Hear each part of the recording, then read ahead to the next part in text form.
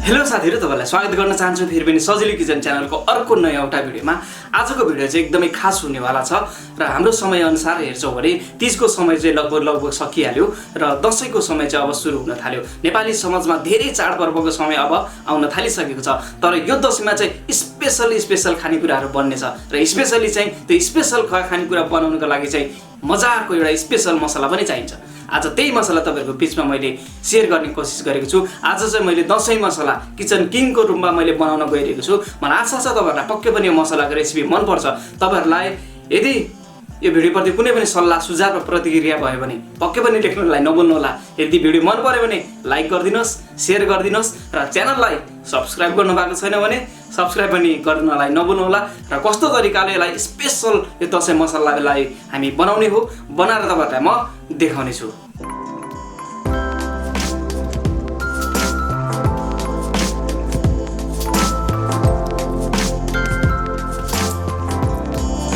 दशैंको मसला अति नै स्वादिलो बनाउनलाई हामी चाहदैछौं र जसको लागि मैले सुकमेल अलिकति राखे र त्यसपछि ल्वाङ, अलिकति यो कालो मरिच, त्यसैगरी सोप,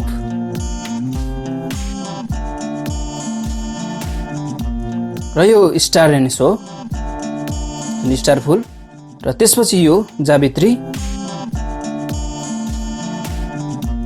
अलिकति जाइफल, थोरै अलैँची, र यो दालचिनी, त्यसपछि सुकेको खुर्सानी, र यो तेजपात, र हामीलाई धेरै मसलाहरू पनि चाहिन्छ। र अलिकति मैले यसमा जिरा राखिदिएँ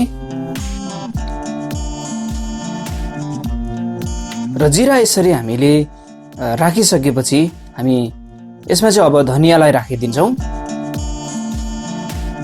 र यतिको सामग्रीहरू भइसकेपछि लगभग भयो र अब चाहिँ हामी आगोमा यसलाई हल्का मात्रामा भुट्न जाँदैछौँ। यसरी बीचमा चलाउँदै जानुपर्ने हुन्छ र सानो आगो गर्दै भुट्नुपर्ने हुन्छ। धेरै ठुलो आगो गर्दा यो बिग्रन सक्छ र बीचबीचमा यसरी हामीले चलाउँदै यसलाई बनाउँदै जानुपर्छ। र हल्का मात्रामा यो धुवा आउन थालेपछि, हल्का मात्रामा बास्ना आउन थालिसकेपछि यो लगभग हाम्रो तयार हुन्छ।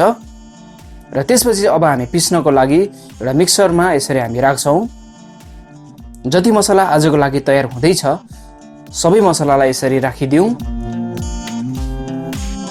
र त्यसपछि बिर्को यसको लगाइदिउँ र यसलाई अब हामी पिस्छौँ।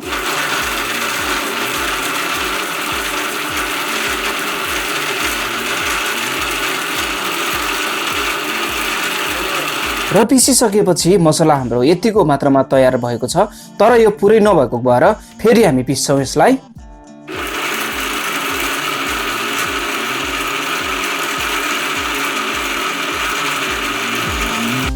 अब चाहिँ हामी चेक गर्छौँ कतिको भयो भनेर।